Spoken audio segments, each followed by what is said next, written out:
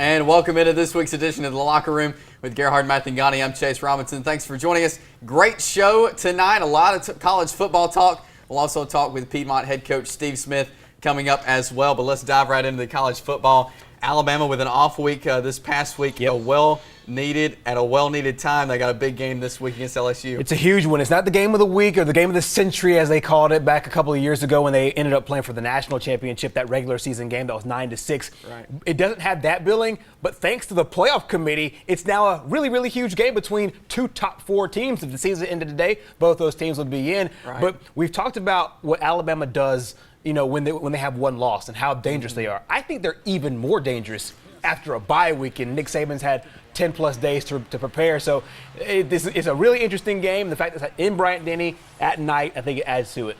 Leonard Fournette, the player for LSU, has been going off this season. Mm-hmm. What is it going to take to stop him?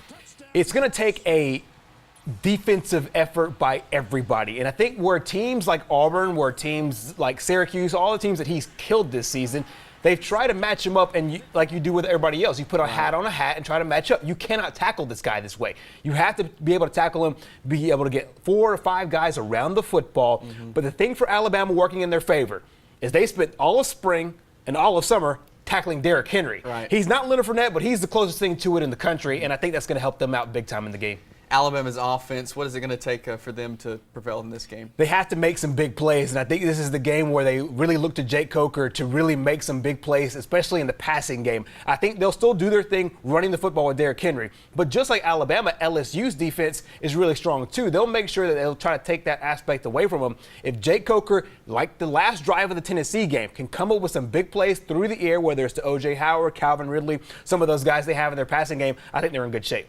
All right, and here's what Nick Saban has to say as they prepare for LSU. The players have had a few days off, and I think the goal is for us to play our best football of the year. And, to do that, each individual on the team, needs to play, their best. So that obviously starts with preparation. Alabama LSU, 7 p.m. this Saturday night over on CBS. And Auburn coming off a loss to Ole Miss and heading in to Texas A&M. Yeah, it's 2 really, really bad weeks if you're an Auburn fan or if you're a part of this Auburn team. Right. One heartbreaking 4 overtime loss in Fayetteville, and then you come back home in a winnable game against Ole Miss, a team that would have given Auburn a lot of just momentum moving forward towards the end of the year. You go down there and you have a chance to win the game, and they don't put it together. I think they got a lot of positives out of it. You see Carl Lawson in the video. They got a lot out of Javon Robinson in that game. But the biggest thing is they had to settle for field goals. They got down into the red zone 3 different times in the second half and didn't score touchdowns, and that was the killer.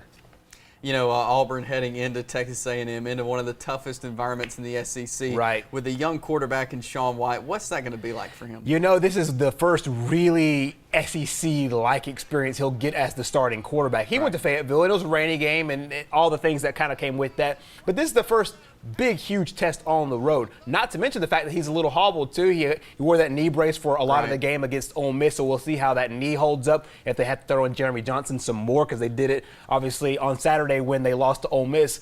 But it's a different atmosphere for everybody in this Auburn team to walk into that stadium with 105,000 people cheering. They've showed they could play well on the road in the SEC, but they have to be able to execute, finish plays, finish drives with touchdowns.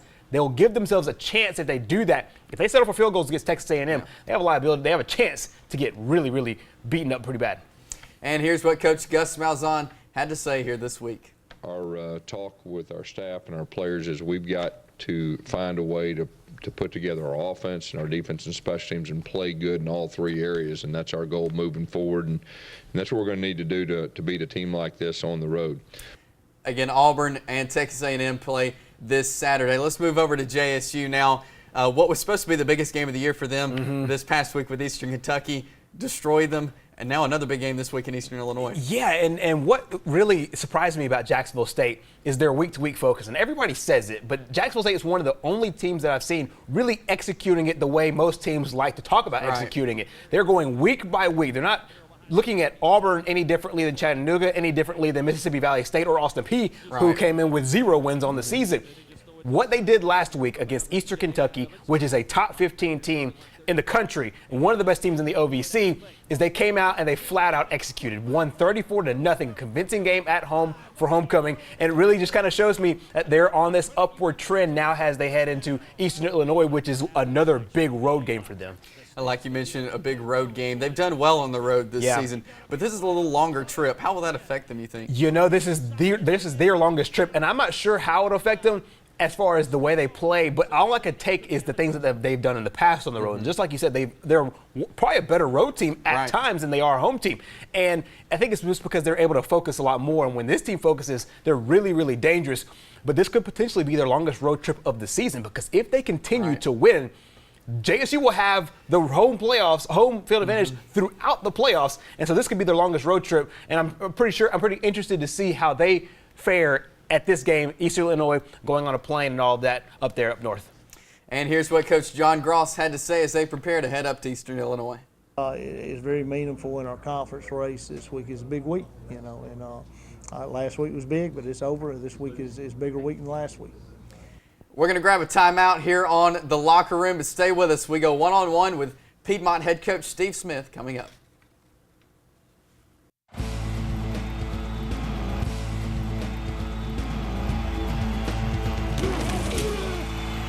And we're back on The Locker Room inside the Piedmont football locker room, joined now by Bulldog head coach Steve Smith, whose team is getting ready for a trip to the playoffs for the 10th season in a row under Coach Smith's leadership. Coach, I don't know if there's a more exciting time of the year than high school football playoff time. Simply put, are you ready to roll? We're ready. You know, we've been excited about this part of the season all year long, and you play the regular season, hopefully get a chance to continue on playing the playoffs. And just like I tell the kids all the time, you know, somebody's going to put together a 5-game winning streak, be crowned state champions, and the other 31 teams are going to all in with a loss. But that's what makes it so fun, so exciting. And having been there and done that just a few years ago with a state championship that you brought to Piedmont, knowing that you've tasted what it's like, I know these kids may not have been around playing, obviously, but they were around in the Piedmont community. You've got some of your coaches back with you. Does it make it even more enticing? It does. And, you know, a lot of the kids that are seniors this year, they were managers on that team in 2009. So 4 or 5 of those guys have the experience of being there, and they can remember what it was like that day, just like we do as coaches. And most everybody else has that memory, you know, as a fan that was at the game. And it was such a special day, something that was great to experience. And, you know, all the kids at all the schools, I mean, their ultimate goal is to get a chance to play in that game and bring home a blue trophy to their community. I know what it meant to the community of Piedmont, and I'm sure it's the same way at all the other communities. You know, just having the opportunity to get to do that was something special, and we'd like to hopefully get back there one more time. Another very successful regular season, which has kind of become the norm around here for Piedmont. You finished up 9-1, another region championship. You'll go into the playoffs, top seed out of Region 6. You'll be playing Lexington out of what we call the Madison Academy region, Region 8. They're a 4 seed, but because they play in the region they play in, you know a 4 seed's still a pretty good football team. Well, you know, I think it's pretty well known in the state of Alabama as far as 3A football goes in the north that there's a quality region that they're in, and I think our region is equal to them or even better, in my opinion, from time to time, you know, from year to year. You know, there's 4 good teams coming out of our region and 4 really good teams coming out of their region. So, you know, in that particular cross, the way that it happens this year with the realignment and the shuffling of how the bracket works out, you know, there's going to be 4 really competitive games in the first round. You know, there are going to be some good football teams that's going to be packing after just one game. So we can't afford to overlook Lexington. They got a quality team. They're used to making the playoffs themselves. You know, they were 2A for a long time, and they bumped up here recently with the addition of the 7th class. They were one of the schools that was kind of caught in the large 2A numbers that bumped them up to 3. But if you go back and look at the tradition and the history at Lexington, you'll see that we're getting a quality opponent coming to our place, and a team that we really got to prepare well for if we want to be able to advance on to the next round. Coach, and I've been covering high school football in this area for more years than I care to say, but one thing that really stands out to me is the job that you have done here at Piedmont. Prior to you getting here, the football program was really struggling. You have come in, and I know you won't take credit. You'll share the credit with a lot of people, But what you've done is remarkable. It's as good a coaching job at the high school level as I've seen. The level of consistency. You're about to go to the playoffs for the 10th straight year. You've been to the quarterfinals, I think, 6 of the 9 years, the last 9 years. You're on your way to potentially another 10-win season, which I think would give you 8 of those in the last 10 years. Talk about how you've been able to do this. Well, you hit the nail on the head. It's a group effort. Having continuity among our coaching staff, having the commitment at the elementary, middle school levels that allow us to do things with those kids and get them involved in camps and pup club and things like that just promotes unity within our community.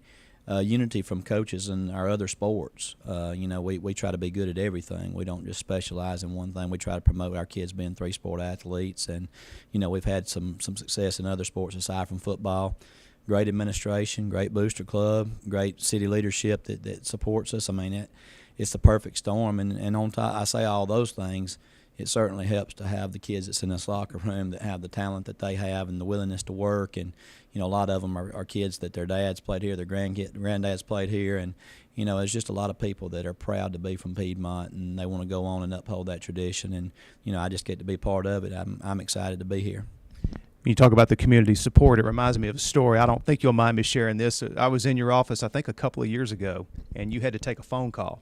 I don't know if you remember this or not. You hung up the phone, and you said that was a guy in the community just calling to see if I needed anything. Mm-hmm. He said, and the great thing about it is he didn't have a kid on the team. Right. That's the kind of support you've got here. No doubt. I mean, it's, and you expect as a coach, you expect people to be really involved when their kids are coming through, and we've got a great group of parents that take care of our kids, breakfast here, after game meals here, anything that we ask them to do, those parents step up and do what they're supposed to do as parents. But there are a lot of guys just like that guy that you heard me take the call from that day that they don't have a dog in the fight. They don't expect anything in return, just want to help out, want to do something. This past Friday, when we played Aniana in our last regular season game, one of the guys that helps with parking, he come and got my keys at 12:15 because he was going ahead and putting the barricades out on the right-of-ways and the places that we don't allow people to park on campus, and my wife happened to come in as he was in here getting my keys, and she said, "What's he doing?" I said, "He's getting ready for tonight," and I told her, I said, it's kind of comparable to a college game, where people are getting there in the early morning hours, getting ready for a 6 o'clock kickoff and doing all the different jobs. But it's such a team effort and such a great community with a lot of people that want to help like that. I'm very, again, proud to be a part of it. Finally, Coach, I know you haven't seen every team in the North in your classification, but you've been there. You've won a state championship. Again, you've been to the playoffs for 10 years in a row. You've gotten deep several times. Does this team have what you need to make a run? I think we do. I think really, every team that we've had since I've been here has had the ingredients. But, anybody will tell you when you get in this position, you get into this little 5-week season, like I said, 2 teams are going to make it that far. Everybody else is going to not get to Tuscaloosa. But you have to have a lot of luck on your side. You have to remain injury-free.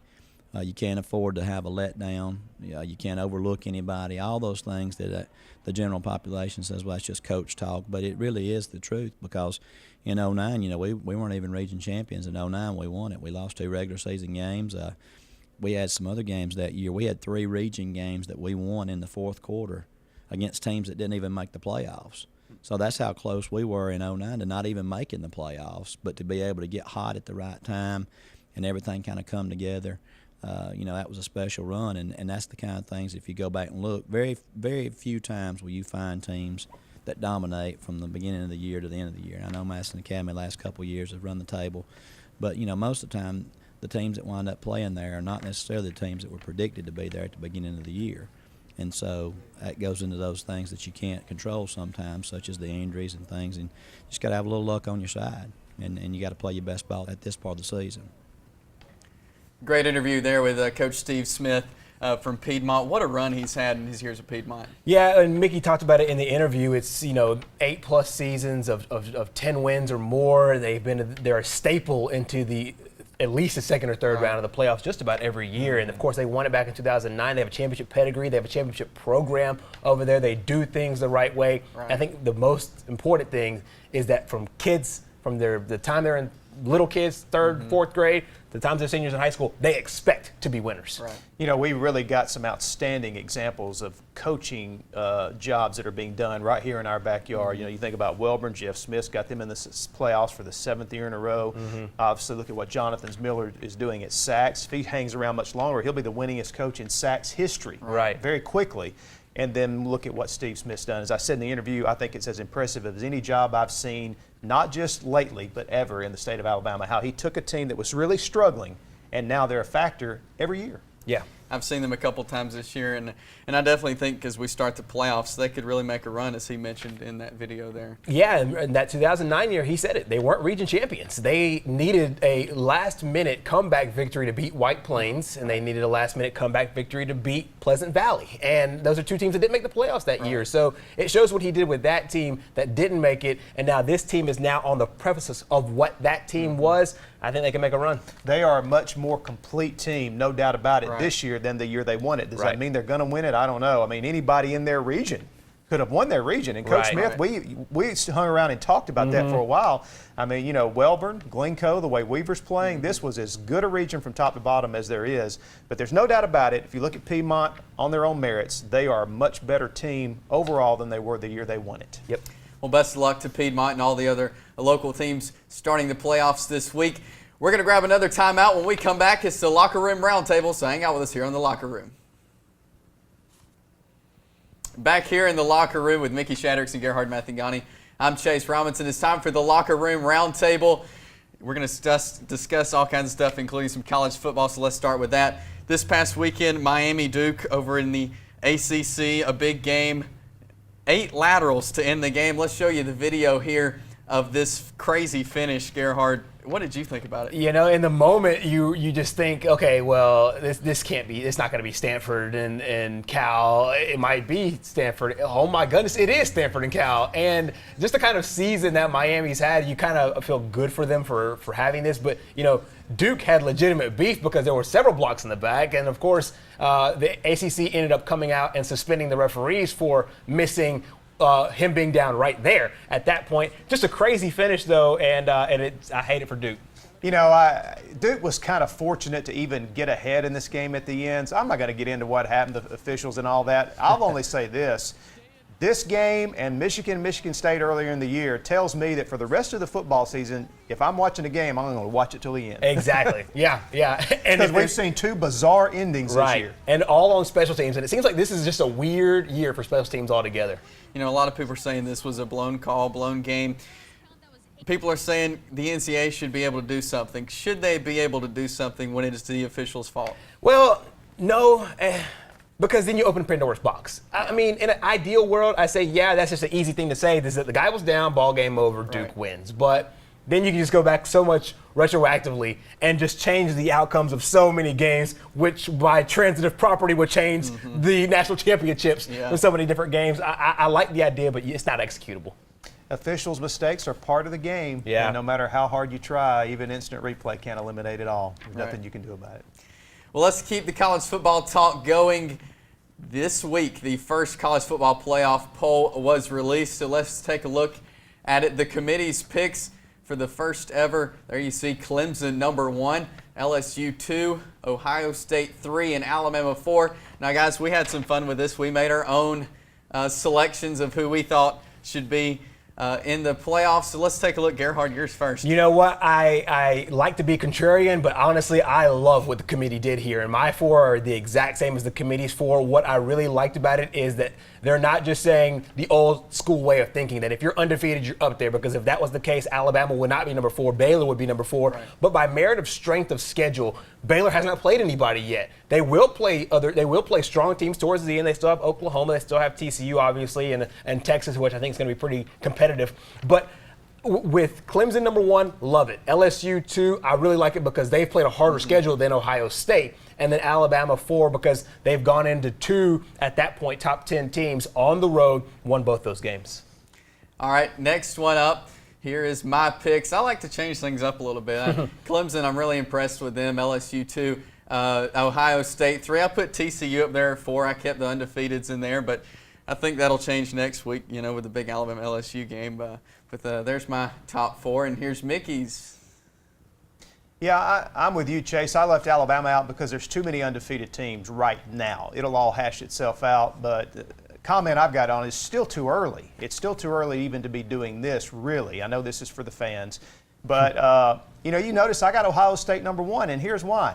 If Alabama can get in with a loss, what's Ohio State guilty of? Right. Just not playing their best game yet. So which is worse? Right. Losing a game or not playing your best game yet. So to me, Ohio State's still at the top. Clemson, they're very good. I don't think they're the best team in the country. Michigan State, I've got in there because they play great defense. They got a great quarterback. But I got 2 Big Ten teams in there. That'll all hash itself out here the next few weeks too. Next week will be interesting. If you're on the selection committee and Alabama beats LSU, what are you going to do?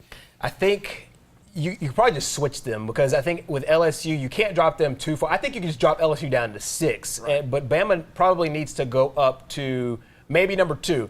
And I know what Mickey's saying, and I kind of agree with it, that the Ohio State shouldn't lose their spot because they haven't lost yet. But the thing with me is that if you haven't looked good, what my eyes tell me is that Alabama is the #2 team if they go and win that football game. But, of course we'll see.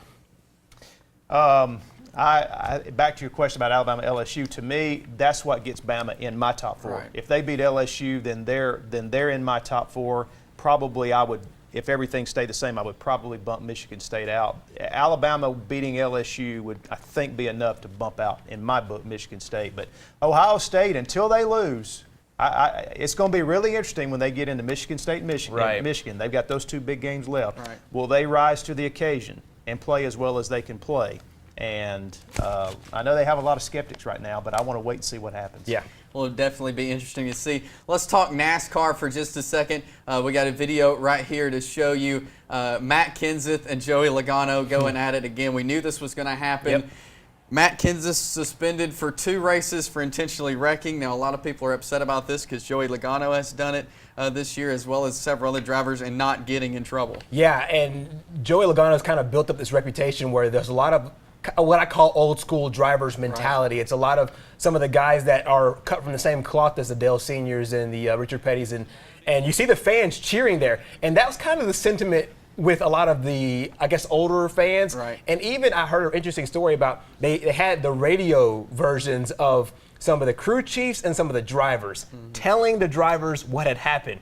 Chad Knaus, Jimmy Johnson's guy, as for Tony Stewart, they all liked it. They all thought it was a good thing. So right. Joey Logano hasn't really made any fans. And not to mention, like you said, he's done this before. He did it to Matt Kenseth in Kansas, which started this ball rolling. And Matt Kenseth was having a frustrated day anyways. And, now this opens the door for Jeff Gordon. So a lot of Jeff Gordon fans are happy about it. I think I get it on both sides. I get it for the people who like it. I get it for the people who don't. Well, 2 of the most unpopular drivers in the garage, and probably in NASCAR, are the 2 teammates, Logano and Keselowski. They have caused more mischief. Right. And, I know the big issue with NASCAR is Kenseth was so many laps down, he wasn't racing for the lead. Well, he was racing for the chase. Exactly. When they knocked him out. So I don't have a problem with it. If NASCAR is going to penalize Kenseth, they need to go back and penalize Logano and Keselowski for what they've done. But I loved it because it opened the door for Jeff Gordon. Right. I hope he wins it all. Me too. Well, let's go back to some college football talk. But first, let's take a look at our Pick 6 standings so far this season. Last week, Gerhard and I 5-1, Mickey 4-2. I take the lead, going 33 for 9 overall. Gerhard 30 for 12, and Mickey 32 and 10. Now let's take a look at this week's game. First, LSU at Alabama, Gerhard. This game is in Bryant-Denny Stadium. It's at night. I expect a very close game, as this always is. It might even go to overtime, but I like Alabama. Yeah, I don't think Brandon Harris can beat Alabama's defense, so I'm going with Alabama. I'm going Alabama as well. Next up, Auburn at Texas A&M. Auburn will be competitive, and I think this game will be close. But just like last week, they were not able to score touchdowns, and I'm not sure about Sean White's knee or Peyton Barber. I'm going with Texas A&M. 2 mirror images of each other. 2 whiz offensive coaches that can't get it together this year, quarterback issues. Yep. They both have a pass rushing defensive end on their side. But to me, at home, I'm taking Texas A&M. I'll go Texas A&M as well. Eastern Illinois and JSU. JSU, what they did last week against Eastern Kentucky, showed me everything that I needed to know. And this is a long road trip. They'll be challenged. They'll be tested. This is an undefeated team in conference play. JSU just too much, though. They go on the road and win. Their biggest challenge is the weather, and I hear it's going to be fine, so JSU. I'm going JSU in this one as well. This was always a big one, Clemson and Florida State. 2 weeks ago, we had Florida State, or we had Clemson in Miami. This genius took Clemson, or this genius took Miami because I thought that Clemson was going to pull a Clemson at some point of the season. That 58-0 victory, that 58-0 victory, it proved it to me. This game is at home in Death Valley. I like the Tigers. Yeah, I'm going with Clemson again. I'm going Clemson as well. Next up, Arkansas Ole Miss. This is going to be an interesting game. I think Ole Miss is each week they're just close. They're close. They did it against Auburn. They pulled off the win. They're just close, but I do like Ole Miss in this game. They still have a slight lead over Alabama. I think they continue that lead. This is a big game for Ole Miss. They need this game. It is against one of the 3 pro-style teams from the division. They've already beaten Alabama. They beat Arkansas. They have LSU left. And then obviously Ole Miss controls their own destiny in the West. So I'm going Ole Miss in this one. I'm picking Arkansas. I'm going differently. I'm going Arkansas. Well, we need to get a game up on you, leader. With the upset in that one. Next up, it's our Pigskin Roundup game of the week. Glencoe and Colbert County. You know, this won't be an easy game. And we talked to Coach Smith, who talked about Class 3A Region 6 being tough, and all 4 3A Region 6 teams have tough games. This one might be the toughest. Colbert County gives Glencoe a big run, but Glencoe comes back late and they win this game. You know, Colbert County comes with a great marquee name, but it won't intimidate Lee Osmond and his team. I'm going Glencoe. I'm going Glencoe as well. I've seen them a couple times, and I've seen how strong they finish. I think they'll definitely be able to finish strong in this one as well. And you can see highlights and scores from that game as well as all the other local playoff games this week on the Pigskin Roundup. Coming your way Friday night at 10:30. Great show as always, and we'll be out at Sacs, Alexandria, Montford, Piedmont, Cleburne County, Etowah, and more. Tony Osborne, he announced his retirement this week from Westbrook Christian. He'll join us on the show as well, and be sure to connect with us on social media as always by hashtagging Pigskin Roundup. Thanks so much for joining us this week. We will be back next week right here in the locker room.